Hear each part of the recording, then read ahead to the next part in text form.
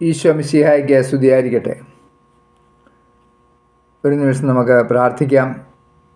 ലോകം മുഴുവനിലും സമാധാനം ഉണ്ടാകുവാൻ, പ്രത്യേകിച്ച് യുദ്ധം നടന്നുകൊണ്ടിരിക്കുന്ന കലാപ ഭൂമികളുടെ മേൽ പരിശുദ്ധാത്മാവിൻ്റെ ശക്തമായ അഭിഷേകം ഉണ്ടാകുവാൻ, സമാധാനം പുനഃസ്ഥാപിക്കുവാൻ വേണ്ടി നമുക്ക് പ്രാർത്ഥിക്കാം. ഇന്നേ ദിവസം നമ്മളെ ചിന്തിക്കുന്ന തിരുവേന ഭാഗം വിശുദ്ധ പൗലോസ്ലീഹ റോമാക്കാർക്ക് എഴുതിയ ലേഖനത്തിൽ അതിൻ്റെ 9-ാം അധ്യായം 16-ാം തിരുവചനം, അതുകൊണ്ട് മനുഷ്യൻ്റെ ആഗ്രഹമോ പ്രയത്നമോ അല്ല, ദൈവത്തിൻ്റെ ദയയാണ് എല്ലാറ്റിൻ്റെയും അടിസ്ഥാനം. Praise the Lord. അപ്പം ദൈവം സ്നേഹമാണ്, കാരുണ്യവാനാണ്, ദയാലുവാണ്, ഇതെല്ലാമാണ്.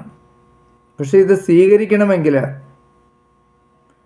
നമുക്ക് നമ്മുടെ ജീവിതത്തെ ഈശോയ്ക്ക് വിട്ടുകൊടുത്ത് ഒരു സമർപ്പണ അവസ്ഥയിലൂടെ നമ്മൾ പോയാലേ കാര്യം നടക്കുകയുള്ളൂ. കാരണം നമ്മളിപ്പോൾ പൈപ്പിൽ നിന്ന് വെള്ളം വരുന്നുണ്ട്, വെള്ളം നമുക്ക് ആവശ്യമുണ്ട്, കുടം നമ്മുടെ കയ്യിലുണ്ട്. ഈ കുടം നേരെ വെച്ചാലേ വെള്ളം കുടത്തിൽ വീഴുള്ളൂ. കുടം കമത്തി വെച്ച് കഴിഞ്ഞാൽ വെള്ളം പുറത്തേക്ക് പോകും, നമ്മുടെ ആവശ്യം നടക്കില്ല. അപ്പം ഇത് തന്നെയാണ് നമ്മുടെയൊക്കെ ജീവിതത്തിൽ സംഭവിക്കുന്നത്. കർത്താവിൻ്റെ കൃപയും സ്നേഹവും ദയയും എല്ലാം ഒഴുകുന്നുണ്ട്, പക്ഷേ സ്വീകരിക്കാൻ നമുക്ക് പറ്റുന്നില്ല. പലപ്പോഴും നമ്മൾ ഈ കുടം കമത്തി വെച്ചിരിക്കുക. നമ്മുടെ ഹൃദയത്തിലേക്ക്, നമ്മുടെ ജീവിതത്തിലേക്ക് നമ്മൾ കർത്താവിനെ ഇടപെടാനായിട്ട് നമ്മൾ അതിനുവേണ്ടി നമ്മളൊരു വിട്ടുകൊടുക്കൽ നമ്മൾ ചെയ്യുന്നില്ല. നമ്മൾ വിട്ടുകൊടുക്കാൻ തയ്യാറായി നമ്മൾ വിശുദ്ധിയോടെ ജീവിക്കുമ്പോൾ മാത്രമേ ഈ ഒരു അവസ്ഥയിലേക്ക് ദൈവകൃപ കടന്നു വരികയുള്ളൂ.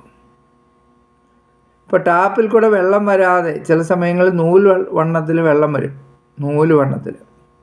അപ്പോൾ ഈ എന്താണ് ഇത് വെള്ളം വരാത്തതെന്ന് നോക്കിയിട്ട് നമ്മൾ ആ ടാപ്പിൻ്റെ ഇത് അഴിച്ചിട്ട് നോക്കുമ്പോഴായിരിക്കും മുഴുവൻ അഴുക്കിയിരിക്കുന്നു. മൊത്തം ഇങ്ങനെ വെള്ളത്തിലെ ആ ടാങ്കിൽ നിന്നൊക്കെ വരുന്ന വെള്ളത്തിൽ കൂടെ വരുന്ന അഴുക്കുകൾ മുഴുവനോടെ വന്ന് ഈ ഫിൽറ്ററിൻ്റെ അവിടെ വന്നിട്ട് അടഞ്ഞിരിക്കുമ്പോൾ പിന്നെ വെള്ളം വരാനായിട്ട് തടസ്സമാകും. അപ്പോൾ ഈ അഴുക്ക് നമ്മൾ തുടച്ച് അത് വലിച്ച് ദൂരെ കളഞ്ഞിട്ട് ക്ലീൻ ചെയ്ത് വെള്ളം ഒഴിച്ചൊന്ന് കഴുകി ശുദ്ധീകരിച്ച് കഴിയുമ്പോഴേ പിന്നെ വെള്ളം പൂക്കുറ്റി പോലെ ഇങ്ങ് വരും. നമുക്ക് ആവശ്യാനുസരണം ഇങ്ങനെ ശക്തമായിട്ട് വെള്ളം ഒഴുകാൻ തുടങ്ങും. ഇത് തന്നെയാണ് നമ്മുടെ ജീവിതത്തിലും സംഭവിക്കുന്നത്. മാലിന്യങ്ങൾ അടിഞ്ഞുകൂടിയിരിക്കുക. ഈ മാലിന്യങ്ങളെല്ലാം കഴുകണം. അതിനെന്ത് ചെയ്യണം? കുമ്പസാരം എന്ന കൂദാശയിലൂടെ ഒരു വിശുദ്ധിയിലേക്ക് ഞാനും നിങ്ങളും കടന്നു വരണം. അങ്ങനെ കടന്നു വരുമ്പോൾ നമ്മുടെ മാലിന്യങ്ങളെല്ലാം മാറും. കർത്താവ് നമ്മളെ ശുദ്ധീകരിക്കും, അവിടുത്തെ പരിശുദ്ധ രക്തത്താൽ കഴുകപ്പെടും. അങ്ങനെ നമ്മൾ വിശുദ്ധിയുടെ തലത്തിലേക്ക് നമ്മൾ കടന്നു വരും. അങ്ങനെ വരുമ്പോൾ നമ്മുടെ ആഗ്രഹമോ പ്രയത്നമോ ഒന്നുമല്ല, ദൈവത്തിൻ്റെ ദയ എപ്പോഴും നമ്മളോട് കൂടെയുണ്ട്. ആ ദയയിൽ ആശ്രയിച്ച്, ആ സ്നേഹത്തിൽ ആശ്രയിച്ച് മുന്നോട്ട് പോകുമ്പോൾ എല്ലാം അനുഗ്രഹമായി തീരും. ഇന്ന് നമ്മൾ സന്തോഷം സമാധാനം അനുഭവിക്കുന്നുണ്ടെങ്കിൽ അത് കർത്താവിൻ്റെ ദയയാണ്, കർത്താവിൻ്റെ സ്നേഹമാണ്. അപ്പോൾ നമുക്ക് വിശുദ്ധിയോടുകൂടി നമുക്ക് ജീവിക്കാം. ദൈവ തിരുമനസ്സിനെ കീഴ്വഴങ്ങി ജീവിക്കാം. പൂർണ്ണമായ ഒരു അർപ്പണബോധത്തോടെ മുന്നോട്ട് പോകാം.